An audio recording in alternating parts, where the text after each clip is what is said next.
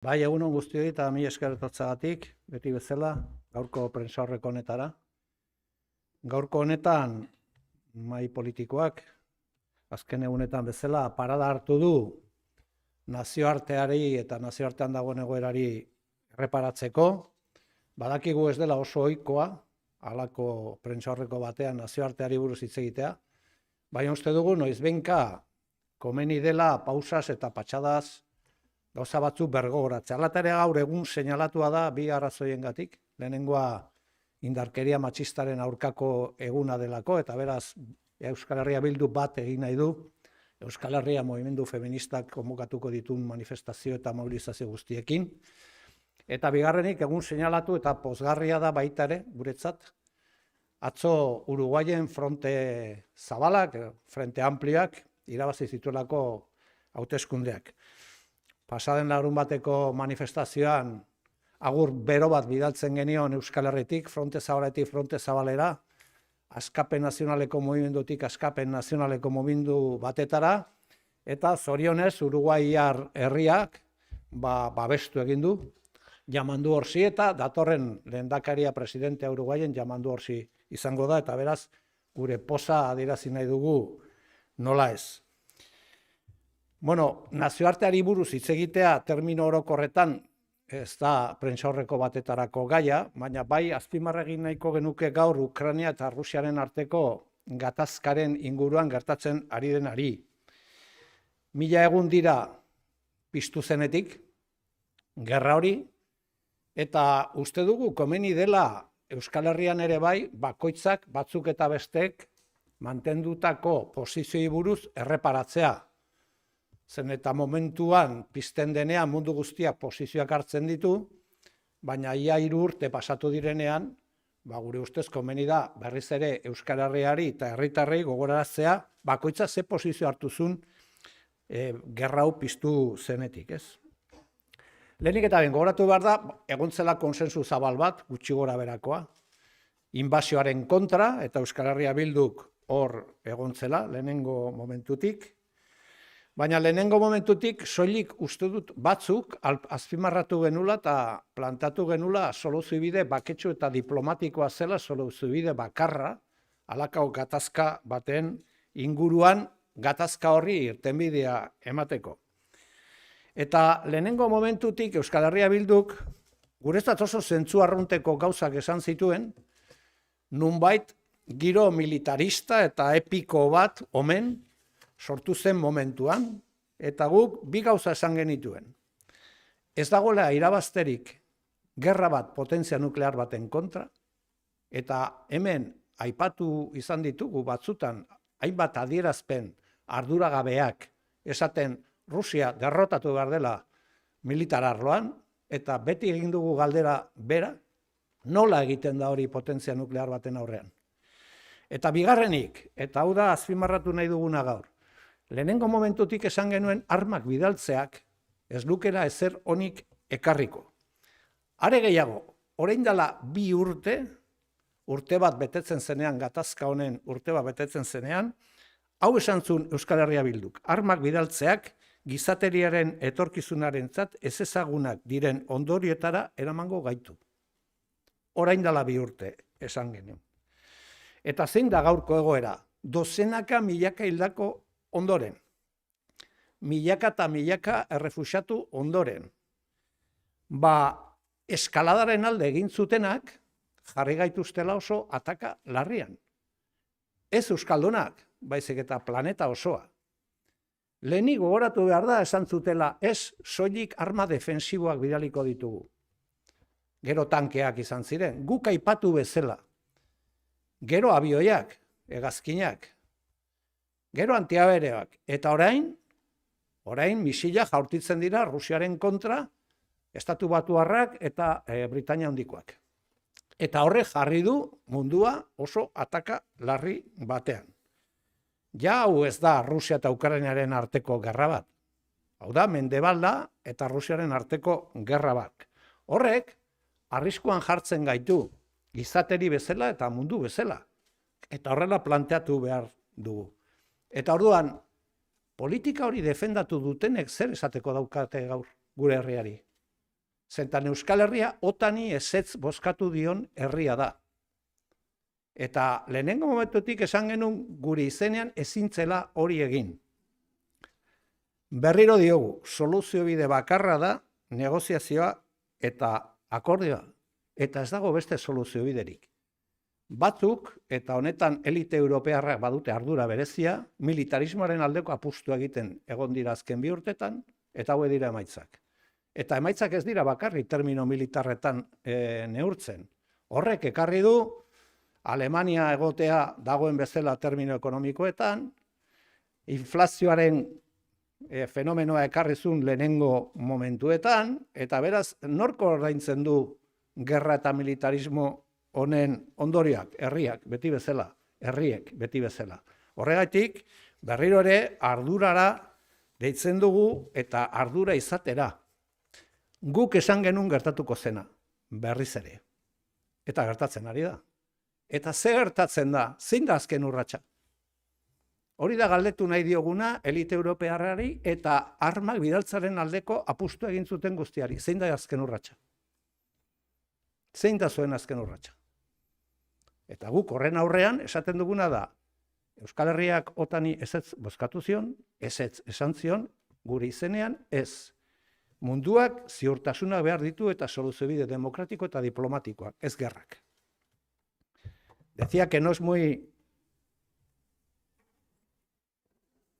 habitual hacer una rueda de prensa para hablar del contexto internacional, pero a nosotras y a nosotros nos parece que de vez en cuando hay que tomarse una pausa y tratar de entender lo que está sucediendo en el contexto internacional, y esto es lo que ha hecho la mesa política, en un día señalado para nosotras y nosotros, en primer lugar porque es el Día Mundial contra la Violencia Machista, y por lo tanto queremos sostener desde aquí y apoyar desde aquí las movilizaciones que hoy convoca el movimiento feminista vasco, y porque es un día señalado también y feliz, porque el sábado enviábamos un mensaje de apoyo y, digamos, de apoyo emocionado al Uruguay, a un pueblo con el que mantenemos excelentes relaciones, y ayer se confirmó que el Frente Amplio gana en Uruguay. El sábado decíamos de Movimiento de Liberación Nacional a Movimiento de Liberación Nacional, de Frente Amplio a Frente Amplio.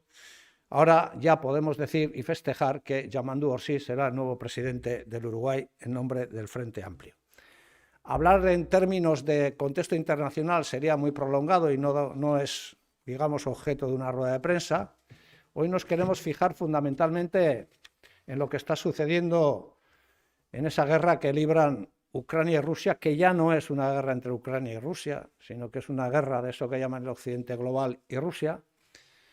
Y queremos fijarnos porque consideramos que casi 3.000 días después, casi 3 años después del inicio de esa conflagración militar, consideramos que todo el mundo debería de recordar o hacer un esfuerzo por entender cuáles han sido las posiciones de unos y de otros, de unas y de otras, con respecto a este conflicto.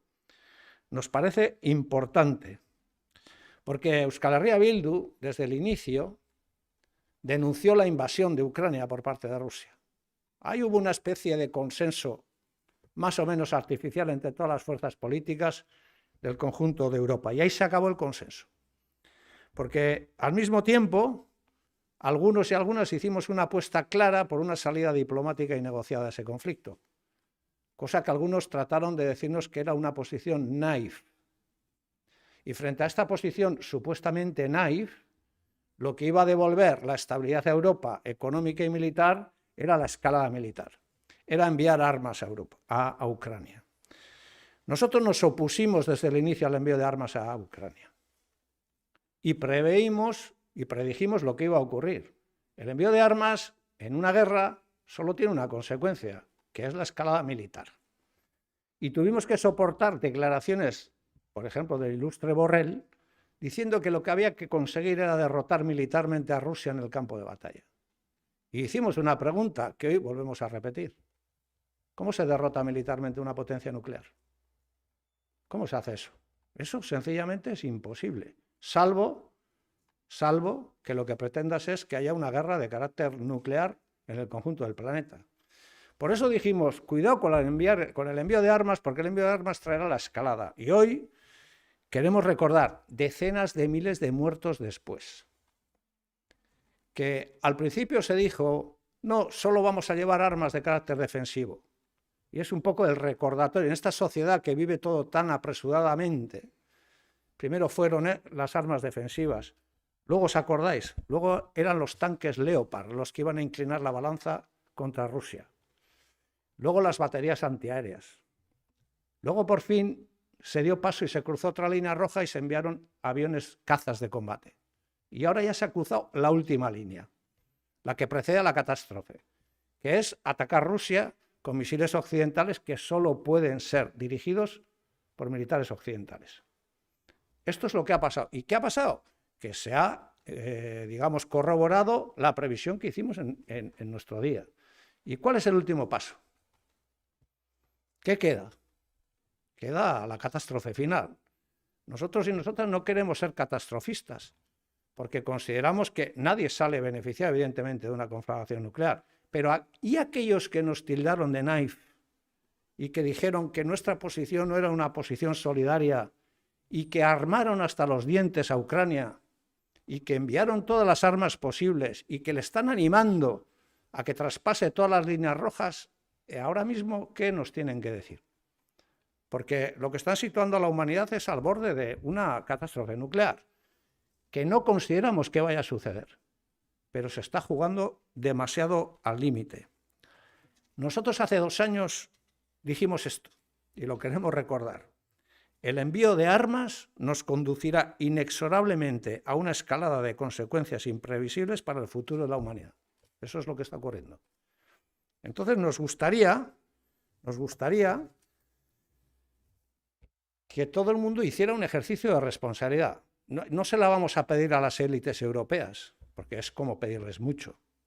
Porque además de la catástrofe en términos militares, ha habido una catástrofe en términos económicos que todo el mundo ha podido comprobar. Hoy Europa es menos autónoma militarmente y más débil económicamente. Gran negocio.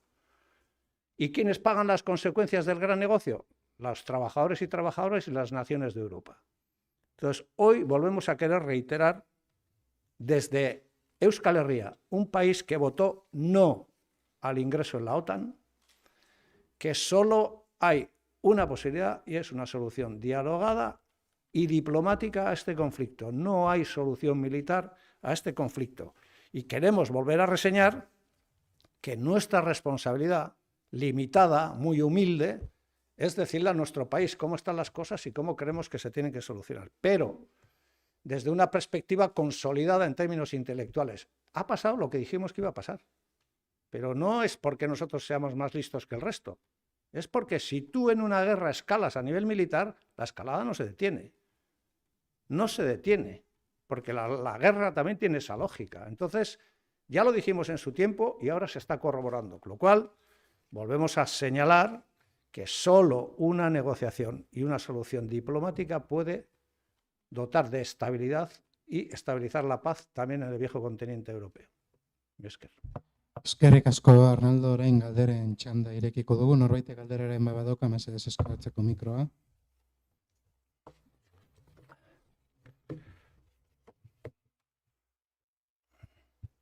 Bai, nik gertuagoko gai bati buruz galdetu nahi nizun, hain zuzen ere aurrekontuen negoziazioen inguruan ia nobeda direk izan ote den gaur.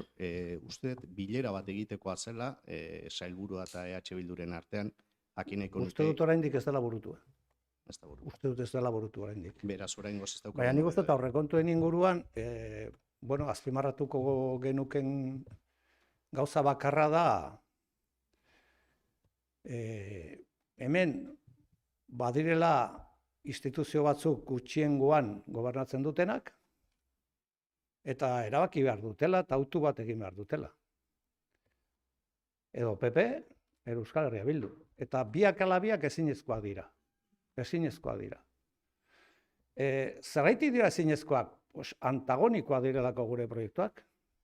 Alor sozialean, talor ekonomikoan, talor nazionalean. Eta orduan, metafora bat erabiltzagatik. Imaginatu, bihar PNV eta Euskal Herria Bildu ateratzen direla esaten, badaukagu akordio bat, estatus politikoaren inguruan. Lortu dugu, biak abertzaleak izan da. Eta prentsaurrekoan esaten duguna da, bueno, orain hirugarren sozio bat behar dugu.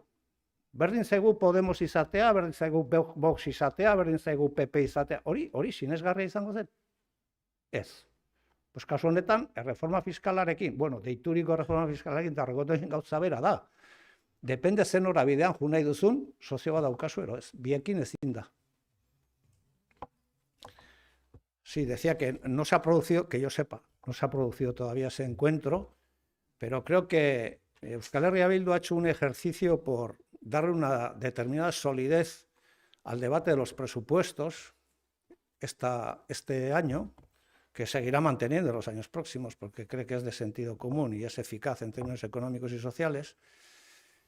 No se ha producido ninguna novedad hoy, pero creo que las formaciones políticas que gobiernan en minoría en determinadas instituciones tienen que apostar por una de las dos opciones, que es con EH Bildu o con el Partido Popular. Porque evidentemente el Partido Popular y EH Bildu tenemos posiciones antagónicas en materia de derechos sociales, de derechos económicos y qué decir de derechos nacionales. Entonces, no es posible alcanzar acuerdos con todos, porque alcanzar con unos u otros significa que el gasto público y la orientación del gasto público es una u otra. Y lo voy a decir con una metáfora, para tratar de entenderlo mejor. Imagínense que mañana, señor Andoni Ortúzar y yo anunciamos un acuerdo sobre el estatus político para estos tres territorios. Hemos alcanzado un acuerdo. El acuerdo no se sabe cuál es, no se sabe el contenido, que es lo que se ha hecho con la reformita fiscal y con presupuestos. Y entonces decimos, bueno, nosotros ya hemos alcanzado, ahora necesitamos un tercer socio para que el estatus político salga adelante. ¿Y quién es el tercer socio? Bueno, el que quiera, Podemos, Vox, PP, PSOE, ¿a que eso sería creíble? ¿Tendría credibilidad? Pues esto es exactamente lo mismo. Es decir, el PSE y el PNV firman un acuerdo de presupuestos y otro de reformita y dicen, bueno, ¿y ahora lo saco con quién? Con el que quiera. ¿Cómo con el que quiera? Que te da lo mismo el PP que H. Bildu. Que no es posible. O Podemos. O sea, vale lo mismo para los autoritarios de derecha, para los bolivarianos, para... Esto no es muy serio. Es decir, tienen que elegir. Y nosotros respetaremos lo que elijan con absoluta tranquilidad y sin perder la sonrisa, pero tienen que elegir. ¿Es con Bildu o con el PP?